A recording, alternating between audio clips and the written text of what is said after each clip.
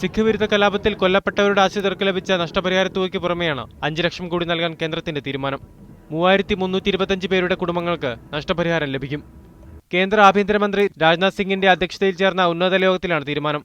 തീവ്രവാദ ആക്രമണങ്ങളിലും വർഗീയ കലാപങ്ങളിലും കൊല്ലപ്പെടുന്നവരുടെ ആശ്രിതർക്കുള്ള നഷ്ടപരിഹാര തുക 3 ലക്ഷത്തിൽ നിന്ന് 5 ലക്ഷമായി വർദ്ധിപ്പിക്കുകയും ചെയ്തു. ഇന്ദിരാവധത്തിന് ശേഷം നടന്ന കലാപത്തിൽ കൊല്ലപ്പെട്ടവരുടെ ആശ്രിതർക്ക് അതിന്റെ 30ാം വാർഷികത്തിന്റെ തലേദിവസമാണ് സർക്കാർ നഷ്ടപരിഹാരം പ്രഖ്യാപിച്ചത്. സർക്കാർ തീരുമാനത്തെ സിഖ് സംഘടനകൾ സ്വാഗതം ചെയ്തു. ਉਹਦੇ ਲਈ ਇਨਸਾਫ ਦੀ ਮੰਗ ਸਿੱਖ ਹਮੇਸ਼ਾ ਕਰਦੇ ਰਹੇ ਨੇ ਤੇ ਉਹਦੇ ਲਈ ਬਹੁਤ ਕੁਝ ਅਦਾਲਤਾਂ ਦੇ ਵਿੱਚ ਵੀ ਇਨਸਾਫ ਮਾਰਚ ਵੀ ਕੀਤੇ ਗਏ, ਪਰ ਇਨਸਾਫ ਮਿਲ ਨਹੀਂ ਰਿਹਾ।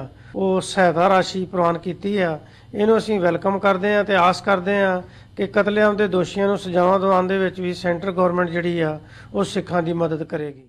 കോൺഗ്രസ് നേതാവ് ജഗദീഷ് ടൈറ്റ്ലർ അടക്കമുള്ളവർ കലാപക്കേസിൽ പ്രതിയാണ്. നഷ്ടപരിഹാര തുക വർദ്ധിപ്പിച്ചത് ഡൽഹി നിയമസഭാ ഉപതെരഞ്ഞെടുപ്പിലടക്കം രാഷ്ട്രീയ നേട്ടമാകുമെന്നാണ് BJP പ്രതീക്ഷിക്കുന്നത്. അതിനിടെ സിഖ് വിരുദ്ധ കലാപം പ്രത്യേക അന്വേഷണ സംഘത്തെ കൊണ്ട് അന്വേഷിപ്പിക്കാൻ കേന്ദ്ര സർക്കാർ തയ്യാറാകണമെന്നാവശ്യപ്പെട്ട് ആം ആദ്മി പാർട്ടി നേതാവ് അരവിന്ദ് കെജ്രിവാൾ രംഗത്തെത്തി. News desk, media 1.